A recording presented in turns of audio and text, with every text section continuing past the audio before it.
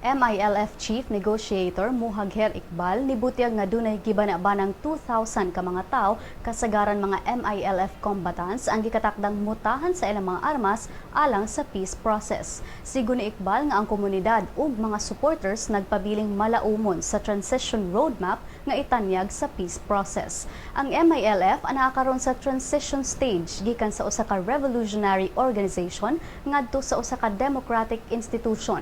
Resulta kini human gipirmahan ang Framework Agreement on the Bangsamoro ug ang Comprehensive Agreement on the Bangsamoro sa mga niaging tuig. Lakip sa mga maimplementar ubos sa Comprehensive Agreement on the Bangsamoro mao ang pagtapos sa mga MILF members sa rebellion niini batok sa Pilipinas, pag-abandona sa paggamit og puwersa aron makuha ang ilang mga tumong, pag-decommission sa ilang mga armed wing nga Bangsamoro Islamic Armed Forces ug pagmugna og political party alang sa Bangsamoro government.